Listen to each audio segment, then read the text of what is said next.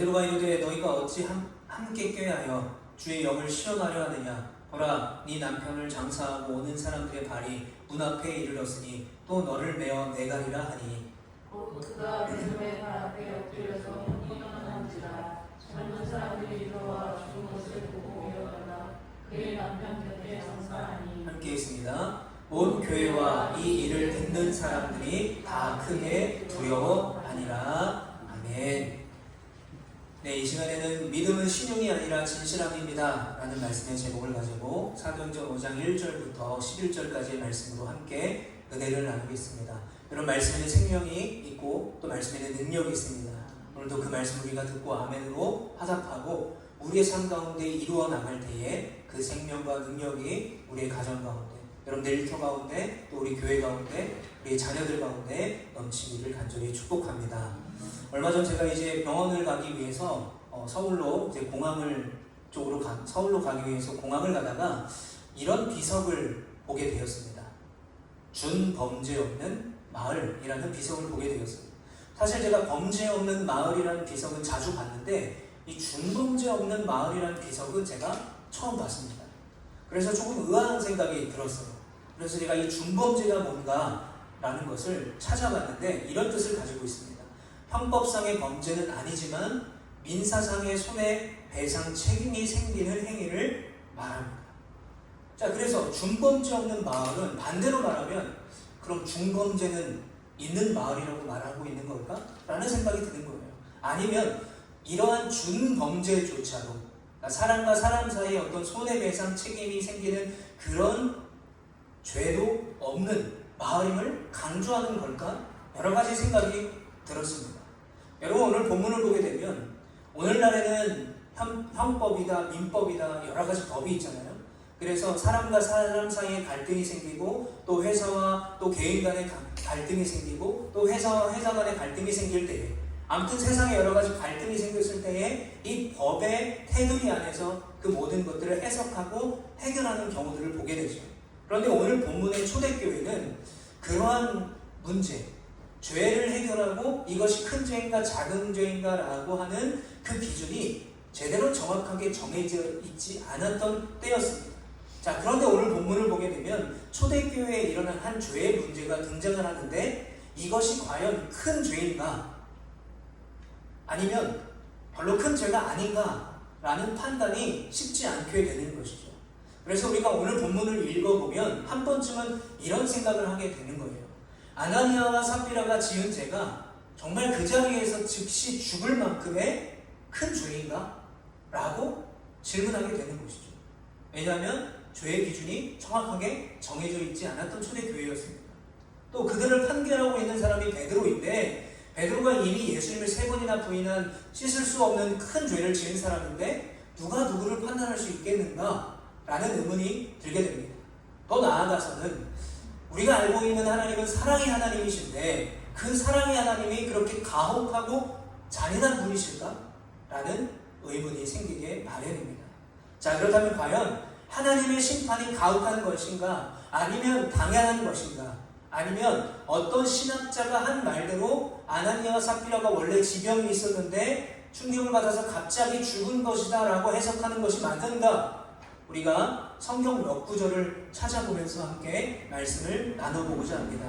먼저는 여호수아 7장 20절부터 21절의 말씀을 보면 아간이 여호수아에게 대답하여 이르되 참으로 나는 이스라엘의 하나님 여호와께 범죄하여 이러이러하게 행하였나이다. 내가 노력한 물건 중에 시날산의 아름다운 외투 한 벌과 은 200세겔과 그 무게가 50세겔 되는 금덩이 하나를 보고 탐내어 가졌나이다. 보소서, 이제 그 물건들을 내 장막 가운데 땅속에 감추었는데 은은 그 밑에 있나이다 하더라. 자, 출애굽에서 여호수아의 리드를 통해서 잘 나가던 이 이스라엘 백성들에게 문제가 생겼어요. 바로 아간의 죄였습니다. 그런데 뭐라고 말합니까? 내가 하나님 앞에 이렇게 범죄하였습니다 라고 말해요. 어떤 범죄입니까? 하나님께 바쳐진 물건을 감춘 거예요. 내 장막 땅속에 감추은 거예요. 자, 그래서 25절의 말씀에 보면 이렇게 말하고 있습니다. 여호수아가 이르되 네가 어찌하여 우리를 괴롭게 하였느냐? 여호와께서 오늘 너를 괴롭게 하시리라 하니 온 이스라엘이 그를 돌로 치고 물건들도 돌로 치고 불사르고. 그 자리에서 이스라엘 백성들이 아간을 돌로 쳐서 죽입니다. 그리고 그가 감추었던 물건들도 돌로 치고 다 불태워버려요. 이어서 26절에 이렇게 말해요. 그 위에 돌무더기를 크게 쌓았더니 오늘까지 있더라. 여호와께서 그의 맹렬한 진노를 그치시니. 아간의 범죄를 통해서 아간을 죽였을 때 그제서야 하나님의 맹렬한 진노가 멈췄다는 거예요. 여러분, 그런데 이 아간의 죄, 이스라엘의 상황이요, 오늘 본문의 상황과 매우 유사합니다. 여러분, 출애굽한 이스라엘이 여호수아와 함께 가나안 땅으로 진격해 들어가요. 그런데 그들을 막고 있는 것은 난공불락이었던 어떤 성입니까? 여리고 성이죠. 한 번도 함락되지 않았던, 경사로에 위치했고 문이 이중문으로 되어 있던 그 여리고 성을 이 이스라엘 백성들이 힘 한 번 쓰지도 않고 무너뜨렸어요. 그리고 나서 의기양양하게 다시 진격을 하는데 만난 성이 바로 아이성입니다. 여러분, 아이성은 아주 작은 성이었습니다. 여리고 성을 무너뜨린 이스라엘 백성들에게는 식은죽 먹기였습니다. 아무것도 아니었어요. 그러나 아이성 함락에 실패하게 됩니다. 이유가 뭘까요? 앞서서 나눴던 바로 그 아간의 죄. 그 수많은 이스라엘 백성들 중에 단 한 사람, 그 아간의 죄 때문에 아이성을 함락시키지 못했습니다. 무슨 죄였나요? 온전히 하나님께 드리기로 약속된 것을 아간이 훔친 것이죠. 개인적으로 착복한 죄였습니다. 즉, 아간이 여호와 하나님을 속인 거예요. 그래서 아간의 범죄로 인해서 잘 나가던 이스라엘이 아이성의 전쟁에서 패하고 가나안 땅으로 향해 가는 그 전진이 멈추게 되었던 것입니다. 자, 그렇다면 반대로 우리가 나눈 오늘 본문의 상황은 어떤 상황입니까? 예수님께서 십자가에 달려 죽으셨어요. 제자들은 예수님이 십자가의 죽음을 보고 다 도망갔지만 예수님은 말씀하신 대로 3일 만에 부활하셨어요. 그리고 40일 동안 제자들을 가르치시다가 승천하셨습니다. 그리고 약속하신 보혜사 성령님을 기다리던 그들에게, 제자들에게, 사람들에게 보내주셨어요. 그래서 그 성령님으로 인해서 그 초대교회에 어마어마한 권세와 능력이 나타나고 수많은 핍박과 환난을 이겨내가고 있는 상황이었습니다. 따라서 교회는 부흥하고 있었어요. 믿지 않는 자들의 칭찬을 받게 되고요, 교회 공동체는 함께 예배하고 기도하고 떡을 떼는 아름다운 교제가 있었던 초대교회 입장에서는 최고로 부흥하던 아주 중요한 시기였습니다. 그런데 오늘 본문에 이 죄로 인해서 그 부흥이 멈추게 되는 것이죠. 자, 그렇다면 이 아나니아와 삽비라가 지은 죄가 어떤 죄인지, 정말 죽을 만한 죄인지를 한번 살펴보겠습니다. 먼저 우리가 읽어본 2절 말씀을 보면 이런 말씀이 나옵니다. 얼마를 감추네. 자, 여기서 우리가 주목할 단어는 감추네라는 단어입니다. 사실 여러분 생각해보세요. 아나니아와 삽비라가 그래도 양심이 있지 않겠습니까? 자신이 맡을 반 금액이 예를 들어 100만 원이라면 적어도 90만 원은 하나님께 드리지 않았겠습니까? 우리가 좀 상상력을 좀 보태보면, 그러니까 솔직히 하나님 앞에 드린 게 훨씬 더 많을 거예요. 감춘 것보다. 그러니까 우리의 기준에서는 하나님 앞에 드린 게 훨씬 많은데, 그래도 드린 건 드린 건데 조금 감춘 게 무슨 죄야? 죽을 만한 죄야? 라고 생각할 수 있어요. 그런데 여러분, 감추네라는 단어를 우리가 헬라어 원어를 보게 되면 이 노스피조라는 단어를 쓰고 있는데, 이 뜻은 어떤 의미를 가지고 있냐면 가로채다, 착복하다라는 의미를 가지고 있어요. 그러니까 지금 아나니아와 삽비라는 하나님의 것을 착복한 거예요. 하나님의 것을 가로챈 거예요. 아간이 하나님께 바쳐진 그 물건으로 범죄를 했잖아요. 그 구약 성경을 헬라어로 번역한 성경이 72년이라는 성경이 있는데, 그 성경을 보면 아간의 범죄에 대해서 헬라어로 어떤 단어를 쓰고 있냐면 노스피조라는 단어를 쓰고 있습니다. 아나니아와 삽비라가 지은 죄와 아간이 범죄한 죄가 똑같은 단어가 쓰이고 있다는 거예요. 같은 죄라고 말하고 있는 것입니다. 그러면 아나니아와 삽비라는 왜 하나님의 것을 착복하고 가로챈 것일까? 이유는 이거예요. 이미 아나니아와 삽비라가 자신의 밭을 다 팔아서 그 전부를 하나님께 드리기로 서원했어요. 여러분, 서원했다는 것은 그 즉시 그것이 거룩한 하나님의 것이 된다는 거예요. 그런데 그 중에 일부를 감췄잖아요. 자기가 가져갔잖아요.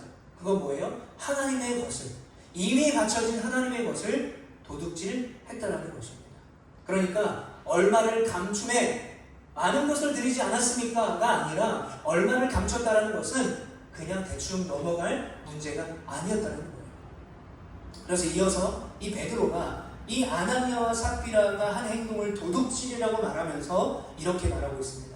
우리 오늘 본문 3절 말씀을 같이 읽어보겠습니다. 시작. 베드로가 이르되 아나니아야 어찌하여 사탄이 네 마음에 가득하여 네가 성령을 속이고 땅값 얼마를 감추었느냐. 뭐라고 말합니까? 네가 성령을 속였다는 거예요. 그런데 성령을 속인 이유가 뭐예요? 사단이 가득했다는 거예요.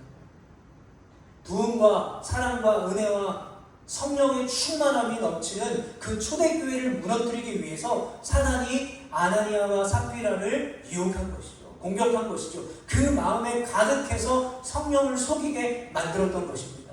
사탄이 가득하여. 여러분, 누가복음 22장 3절에 보면 가룟 유다에 대해서 이렇게 표현하고 있습니다. 12 중에 하나인 가룟인이라 부르는 유다에게 사탄이 들어가니라.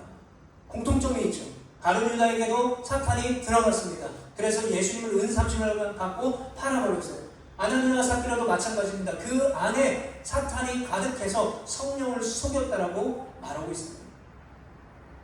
그런데 여러분, 도둑질보다 이 베드로가 지적하고 있는 더 큰 죄가 있다고 말해요. 그게 뭐냐? 바로 성령을 속인 것입니다. 여러분, 성령은요, 우리가 지난 주를 3일째 주일을 보냈는데 성령님은 하나님이세요. 아나니아는 결국 성령을 속인 것이 아니라 하나님을 속인 것입니다.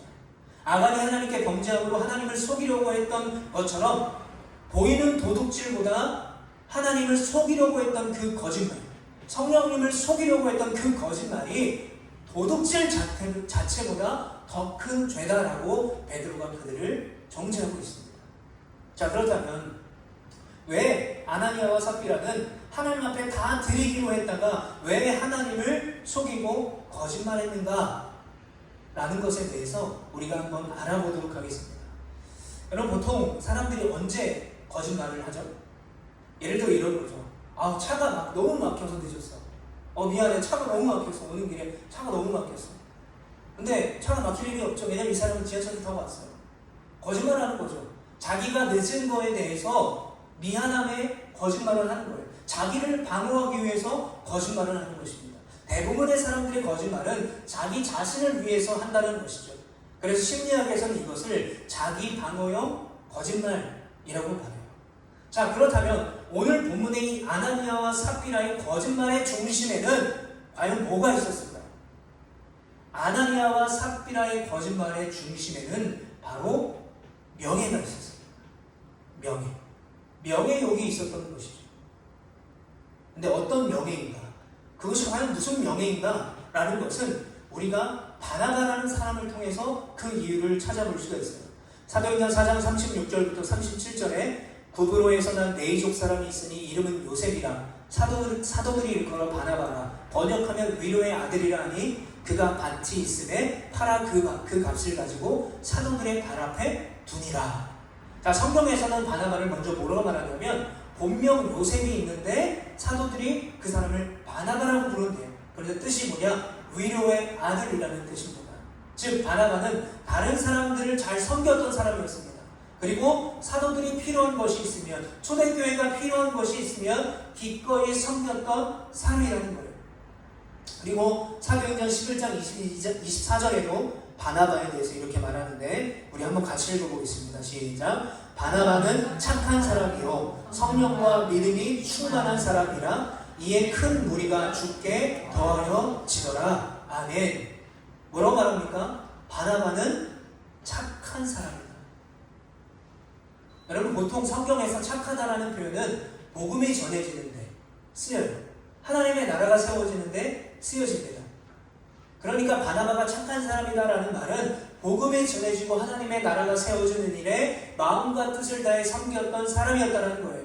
즉 하나님의 말씀에 순종하며 성령과 믿음이 충만한 사람이었다. 그러니까 당연히 그런 믿음과 성령의 충만함이 있었기 때문에 자신의 밭을 다 팔아서 사도들에게 줄 수 있었던 거예요. 그런데 바나바의 그 행위가, 자신의 밭을 팔아서 다 사도들에 드렸던 그 행위가 많은 사람들에게 존경과 칭찬을 받게 된 거예요. 아나니아 삽비라는 그걸 본 거죠. 바나바의 그 중심을 본 것이 아니라, 바나바가 자신의 전부를 팔아서 사도들 앞에 두니까 사람들이 칭찬하고 사람들이 존경하는구나. 그러니까 아나니아 삽비라도 자신의 것을 모두 다 팔아서 드림을 통해서 명예를 얻고 싶었던 거예요. 사람에게 존경과 칭찬을 받고 싶었던 것입니다. 그러나 이들의 의도에는 어떤 것이 있었습니까? 결국 명예를 얻기 위함이었어요. 그러니까 그 드림에는 뭐가 없었습니까? 사랑이 없었고요, 희생이 없었고요, 진실함이 없었던 것이죠. 그리고 그 드림에는 자기 만족이 있었고 자기 의를 높이는 것이 있었습니다. 결국 바나바와 아나니아와 삽비라가 드린 그 행위는 거짓과 위선이었다는 거예요. 그래서 먼저 하나님의 심판이 아나니아에게 임하게 되고 그 자리에서 죽게 됩니다. 그리고 남편의 죽음을 모른 채 3시간 후에 아내 삽비라가 베드로에게 나와요. 그런데 이때 베드로가 삽비라에게 회개의 기회를 줍니다. 뭐라고 하냐면, 이 땅을 판 값이, 그 땅을 판 값이 이게 전부냐? 라고 한 번 더 물어봐요. 이 말은 뭐예요? 지금이라도 솔직하게 말해라 라는 거예요. 만약에 이 질문에 삽비라가 베드로 사도요, 죄송합니다. 제가 하나님께 바쳐질 것을 착복했습니다. 내 죄를 용서해 주세요라고 회개했다면 아마 삽비라는 죽음을 면했을 것입니다. 그러나 삽비라가 어떻게 대답합니까? 남편 아나니아와 똑같이 대답해요. 그것이 전부입니다. 나는 아무것도 가져가지 않았습니다. 그래서 그 답을 들은 베드로가 이렇게 말합니다. 9절에 보면 베드로가 이르되 너희가 어찌 함께 꾀하여 주의 영을 시험하려 하느냐? 보라, 네 남편을 장사오는 사람들의 발이 문 앞에 이르렀으니 또 너를 메어 내가리라 하니. 여러분, 이 부부는요, 자신들의 죄를 성령님이 모를 거라고 착각했습니다. 그 죄가 성령을 시험하고 성령을 회방한 죽을 만한 죄였다라는 것을 전혀 인식하지 못했던 거예요. 누가복음 10장 10절에 보면 이렇게 말합니다. 누구든지 말로 인자를 거역하면 사하심을 받으려니와 성령을 모독하는 자는 사하심을 받지 못하리라. 여러분, 성령을 방해하거나 성령을 모독하는 자는 사함이 없다라는 거예요. 즉 심판이 있다라는 것입니다. 여러분, 결국 이러한 모든 이유들로 아나니아와 삽비라 부부는 죽음이라는 심판을 받게 되었습니다. 판결은 베드로가 했지만 그것은 결국 하나님의 심판이었습니다. 그렇다면 하나님은 왜 이 가혹해 보이는, 어쩌면 너무나 가혹해 보이고 잔인해 보이는 이 심판을 아나니아 삽비라에게 즉각 행하셨겠습니까? 물론 성령을 회망한 죄가 사하심을 못 받고 큰 죄인 것을 우리는 알고 있어요. 그런데 하나님이 이 심판을 행하신 것은 이 심판을 통해서 초대교회가 깨달아야 될 것이 있다라고 그들에게 경고하고 계신 거예요. 그들에게 말씀하고 계신 것입니다. 이들의 죽음은 이들의 문제만이 아니다라고 말씀하고 계신 거예요. 두 가지를 말씀하고 계십니다. 첫 번째, 하나님을 속이는 거짓말과 위선은 큰 죄라는 거예요. 성령을 속이는 것은 용서받을 수 없는 큰 죄라고 말씀하고 계신 것입니다. 여러분, 예수님께서 왜 바리새인들과 서기관들의 그 위선, 그 거짓, 그 외식을 왜 그렇게 질타하셨겠습니까? 바로 이 위선이요, 결국 하나님을 잃어버리는 죄가 되어버리기 때문입니다. 여러분, 초대교회는 부흥이 먼저가 아니었어요. 많은 사람이 모이는 것이 먼저가 아니었습니다. 성령의 권능으로 막 죽은 자가 치유되고 눈먼 자는 눈을 뜨게 하는 것이 전부가 아니었어요. 오히려 초대교회에 필요한 것은 뭐냐면 복음이라는 하나님의 말씀 위에 온전히 세워지는 것이었어요. 그 세워짐을 통해서 하나님이 다스리는 교회가 되는 것이 먼저였다는 거예요.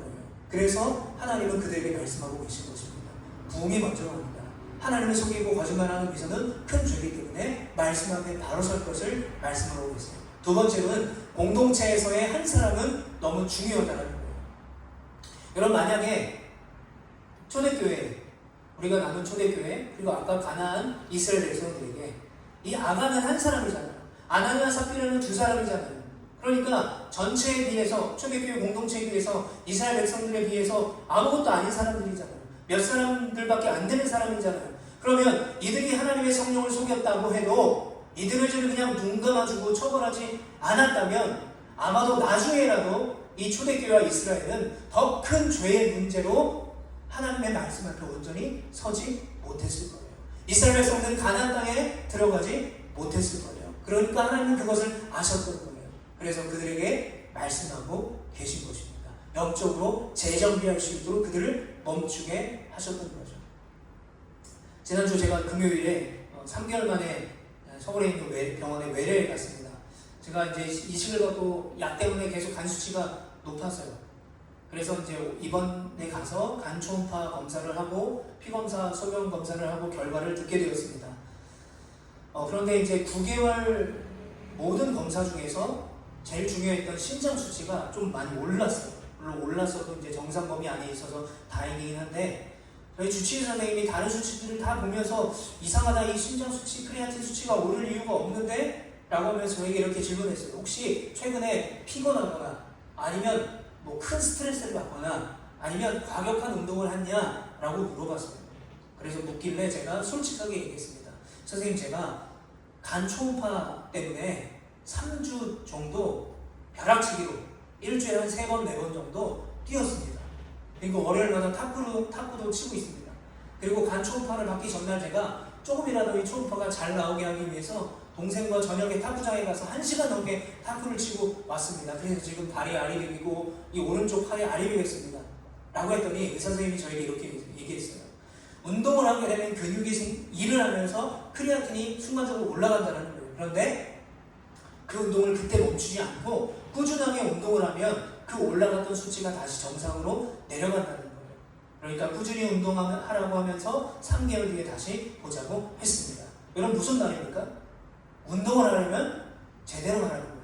꾸준히 하라는 것입니다. 벼락치기가 아니라 꾸준한 운동이 제가 이식받은 이 신장을 더 건강하게 만들어 준다는 거예요. 여러분, 맞습니다. 여러분, 우리의 신앙과 우리의 믿음에도 벼락치기가 존재할 수가 없어요. 그러면 우리는 제대로 믿고 정확하게 신앙생활을 해야 되는 것입니다. 그리고 변함없는 마음으로 우리의 교회를 우리는 섬겨야 되는 것이죠. 그래서 그런 의미로 봤을 때 오늘 본문은 아나니아와 삽비라와 그리고 그 당시 초대교회 하고 계신 말씀일 뿐만 아니라 지금 우리가 살아가고 있는 이 시대에 우리 교회를 향한 경고의 말씀임을 우리는 기억할 수 있어야 돼요. 우리 교회를 향한 하나님의 말씀이라는 것이죠. 저기 있는 독고 집사에게 또는 저기 계신 위 권사님에게 말씀하고 계신 것이 아니라 바로 나에게 하시는 말씀임을 우리는 깨달아야 돼요. 바로 나에게 하시는 말씀. 어떤 말씀입니까? 믿음으로 여리고성을 무너뜨렸던 이스라엘도 작은 아이성 앞에서 패배하게 됐어요. 놀라운 복음이 계속되던 초대교회에 위기가 닥쳤던 거죠. 왜요?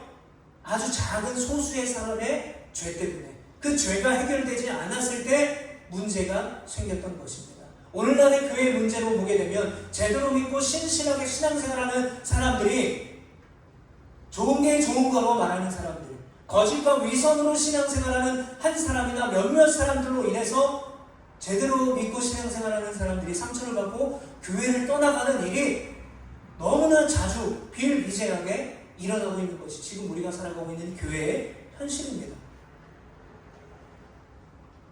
물론 저희 교회는 처음에 개척할 때 저와 아내 둘이 개척했기 때문에 떠나갈 성도가 없었죠. 그런데 지금 교회를 보면 여러 가지 상처의 문제, 여러 가지 분열의 문제, 이런 것들로 교회가 분열이 되고 사람들이 떠나가는 것을 보게 돼요. 자, 그렇다면 왜 교회 안에, 지금 우리가 살아가고 있는 교회 안에 여전히 이런 문제가 있냐라는 거예요. 이유는 오늘 본문에서 찾을 수가 있어요. 아주 중요한 것이죠. 먼저는 위선입니다. 위선. 바리새인과 사두개인들의 위선을 그렇게 질타하신 예수님의 이유가 있었어요. 여러분, 이 위선이 왜 무섭냐면요, 위선이 반복되잖아요. 그러면 그게 자기 능력인 줄 착각하게 돼요. 거짓말로 속이고 위선으로 속여서 쟁취한 것인데 그게 자기 능력인 줄 착각합니다. 그러다 보면 진실함과 경외함이 다 사라져버려요. 그러다 보면 하나님이 무서운 줄 모르는 거예요. 그리고 좋은 게 되는 것입니다. 여러분, 이 시대의 교회가 왜 사람들이 떠나가고 왜 많은 사람들의 질타를 받습니까? 좋은 게 좋은 거라고 말하기 때문에 그래요. 그러니까 어떤 일이 벌어집니까? 하나님도 까불면 나한테 죽는다고 말하는 사람이 생겨요. 왜 그렇습니까? 교회 안에, 교단 안에 뭐가 없어요? 처분이 없어요. 징계가 없어요. 그러다 보니까 위선이 있죠. 하나님을 경외함이 사라지죠. 따라서 말씀이 사라지죠. 그런데 그 말씀이 사라지고 죄를 짓는 사람을 향해서 징계가 없는 거예요. 서로 보호해주는 거예요. 그러다 보니까 교회는요, 이제 자정 능력을 상실해버린 것이죠. 그래서 오죽하면요, 동성애를 죄라고 말하는 목사들에게 세상 사람들이 이렇게 말한대요. 저도 동성애를 죄라고 생각하는 사람입니다. 그러나 그 영혼을 가엾게 여기고 또 그 영혼이 주님의 은혜 자리로 돌아가게 하는 것이 교회의 역할이라고 생각하는 사람이긴 한데, 이 동성애를 정죄하고 퀴어 축제에 가서 이 퀴어 축제를 방해하는 목사들에게 세상 사람들이 뭐라고 말하냐면 이렇게 말한대요. 적어도 목사들이 다른 모든 죄는 다 지어봤는데 동성애까지는 안 할 것 같으니까 정죄한다는 거예요. 무슨 말입니까? 자기들이, 목사들이, 성도들이 지은 다른 죄는 다 서로 용납해주고 용서해준다는 거예요. 징계는 없고 처벌이 없는데 유독 동성애만 정죄한다는 거예요. 여러분, 이것이 얼마나 치욕적인 말입니까? 그런데요, 경외함과 두려움과 진실함을 잃어버린 이 교회에게 있어서 어쩌면 세상 사람들의 당연한 판결일지도 모르겠습니다.